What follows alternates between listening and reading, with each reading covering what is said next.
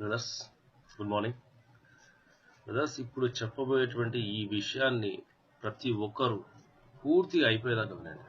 ఎందుకంటే ఇది మనకు సంబంధించినటువంటి అతి ముఖ్యమైన చాలా ఇంపార్టెంట్ విషయం. ఈ ప్రజాధనము ఎంత దుర్వినియోగం అవుతుందో దానికి ఒక చిన్న ఎగ్జాంపుల్ మాత్రమే. కాబట్టి బ్రదర్స్, ప్రతి ఒక్కరు ఈ విషయాన్ని క్షుణ్ణంగా విని ప్రతి ఒక్కరికి, ఈ దేశంలో ప్రతి ఒక్కరికి చేరే విధంగా మీరు షేర్ చేస్తారని, కామెంట్ చేస్తారని ఆశిస్తూ, కోరుకుంటూ ఈరోజు ఈ విషయాన్ని మేము ముందర పెట్టబోతాము. మన దేశపు పార్లమెంట్, న్యూఢిల్లీలో ఉన్నటువంటి పార్లమెంట్లో ఒక క్యాంటీన్ ఉంది. ఆ క్యాంటీన్లో ఉండేటువంటి రేట్లు మీకు ఇప్పుడు చెప్తాను.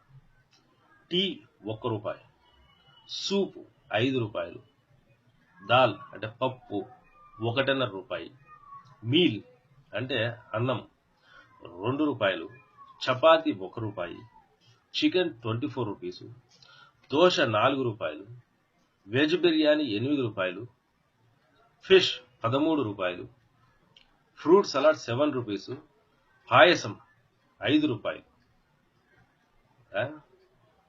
అంటే వీళ్ళకు ఎంత తక్కువ ధరలో ఇక్కడ వచ్చేసి భోజనాలు, టీలు కానీ, సూపులు కానీ ఇవన్నీ ప్రొవైడ్ చేస్తాడు.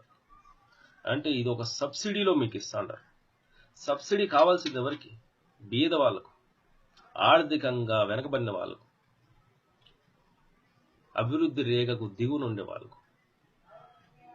మీరు ఎంత పేదవాళ్ళు? మీరు ఏం తినేదానికి మీ దగ్గర తిండి లేదా? అడుక్కుంటాడారా? ఎవరి డబ్బు ఇదంతా? ఎవరబ్బ సొత్తు ఇదంతా? గౌరవనీయులైనటువంటి నరేంద్ర మోడీ గారు, భారతదేశ ప్రధానులు, మీరు ప్రజలకు ఏమో చేస్తానని చెప్పేసి ప్రజలందరూ నమ్మి మిమ్మల్ని పార్లమెంట్ కూర్చొని పెట్టినారు. మీరు ఈ విషయం గురించి చర్య తీసుకోవాలి. ఇప్పుడు ఒక్క విషయం అడుగుతాను నేను. నిన్న వచ్చినటువంటి ఆ గ్యాస్ సబ్సిడీ గురించి న్యూస్ వచ్చింది చూసినారు ప్రజల్లో. అర్హులైన వాళ్ళందరూ, మీరు డబ్బు ఉండి మార్కెట్లో కొనగలిగేటువంటి స్థితి ఉండి వచ్చేసి మీరు ఉన్నప్పుడు గ్యాస్ సబ్సిడీని వదులుకోండి అని మీరు చెప్తాండారు. దాని ద్వారా 100 కోట్ల రూపాయలు వస్తాయి. ఆ 100 కోట్ల రూపాయలు మళ్ళా మేము తిరిగి ప్రజలకే ఖర్చు పెడతాము అని చెప్పేసి మీరు అంటున్నారు. అయితే నరేంద్ర మోడీ గారు ఒక్క విషయం అడుగుతున్నాను. వీళ్లకు మార్కెట్లో గ్యాస్ సిలిండర్ మాత్రమే కొనగలిగేటువంటి స్థితి ఉండి ఆ సబ్సిడీని వదులుకోమని అంటాండారే, మీరు ఈ సబ్సిడీని మీరెందుకు వదులుకోకూడదు అని నేను అడుగుతాండా. 1 రూపాయి టీ, ఒక బీదవాడు కూలి చేసుకొని కష్టపడి ఒక టీ తాగదామంటే వెళ్ళి 7 రూపాయలు, 5 రూపాయలు. వానికి కావాలి అక్కడ సబ్సిడీ, మీకు కాదు కావాల్సింది. ప్రజలను బాగుపరిచేదానికి నాయకులైనటువంటి మీకు కాదు సబ్సిడీ కావాల్సి వచ్చింది. సబ్సిడీ కావాల్సింది మాకు. ఒక్కొక్క ఎంపీకి జీతం ఎంత? 80,000 రూపాయలు, 45,000 రూపాయల అలౌన్సులు.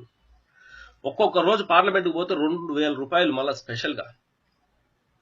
మళ్ళా ఇది కాక వాళ్ళకు వచ్చేసి ఎయిర్ ట్రావెల్ 34 సార్లు విమానంలో ప్రయాణించవచ్చు. వాళ్ళ భార్య అయితే 8 సార్లు ప్రయాణించవచ్చు.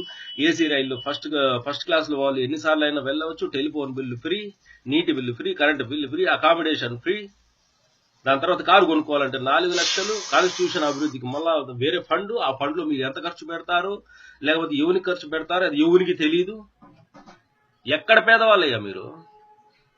ఎంత పేదవాళ్ళని మీకు సబ్సిడీ? మీకు ఏమైనా తెల్ల కార్డు ఉండదా?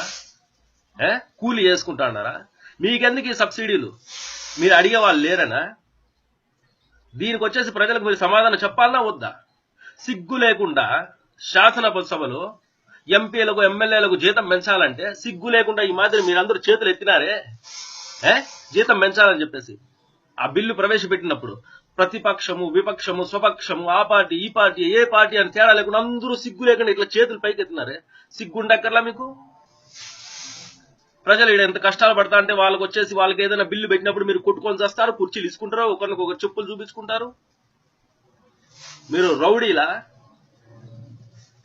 ఏ విధమైన నాయకులు మీరు? ఒక్కొక్క ఎంపీ పైన ప్రభుత్వము ఎంత ధనం వృధా చేస్తుంది. రాజ్యసభలో 230 పైన వచ్చేసి ఎంపీలు, ఈడ లోక్సభలో వచ్చేసి 545 మంది ఎంపీలు, మొత్తం 700 పైన ఎంపీలు చిలుకు. ఒక్కొక్కరి పైన ప్రభుత్వము దాదాపు 2 కోట్లు వాళ్ళ పర్సనల్ నిధులకు ఖర్చు పెడతా ఉంటే ఈ 214 దాదాపు 1500 కోట్లు, 1500 కోట్లు ఈ రోజు నిన్న మీరు ఆంధ్రప్రదేశ్ రాజధాని నిర్మాణం కోసం ఎంగిల్ మెత్తులు ఇచ్చినారే 1500 కోట్లు. అది మీ సొంతానికే తగలబెట్టుకుంటున్నారు. ఇది ఉద్రేకం, ఆవేశం నుంచి వచ్చిన మాటలు కాదు. ఇది ఆవేశంలో నుంచి పుట్టినటువంటి ఆలోచన నుంచి వచ్చినటువంటి మాటలు. దీని అంతటికి ప్రజల నుంచి సమాధానం చెప్పాల్సిందే మీరు. ప్రతి ఒక్కడు ఈ క్వశ్చన్స్ ప్రతి ఒక్కరి హృదయంలో ఉన్నాయి, ప్రతి ఒక్కరి మైండ్ లో ఉన్నాయి. కాకపోతే వాళ్ళు అడగలేకపోతాను, నేను అడుగుతున్నాను. నాకు భయం లేదు. ఈ మీడియా వచ్చేసి నరేంద్ర మోడీ చూసినా గానీ, చంద్రబాబు నాయుడు చూసినా గానీ, జగన్ చూసినా గానీ, ఎవడు చూసినా మనకు భయం లేదు. ఎందుకంటే ఇది నిజం. This is open secret. అడిగేటోళ్ళు లేరు ఇక్కడ. దీని గురించి కేసు పెడితే మీరందరూ జైలు పోవాల్సి వస్తుంది. గ్యాస్ సబ్సిడీ గురించి గ్యాస్ సిలిండర్ పెడితే 40 లక్షలు ఇవ్వాలంట ఒక్కొక్కరికి. ఆ విషయం ఎందుకు దాచిపెట్టినారు మీరు కేంద్రం కాబట్టి? ఇదంతా ప్రజలకు మీరు చేస్తున్నటువంటి అన్యాయం కదా. మీకైతే పెన్షన్ ఉండాలి, కొత్తగా ఉద్యోగులు వాళ్ళకి పెన్షన్ ఉండకూడదు. మీకెందుకు పెన్షన్? ఎక్కడ బీదవాళ్ళు మీరు? ఎక్కడ అడుగుతుంటున్నారని మీరు? 100 కోట్ల రూపాయలు మీరు ఈ గ్యాస్ సబ్సిడీ నుంచి సేవింగ్ చేస్తారయ్యా. అది ప్రజలకు పెడతారు.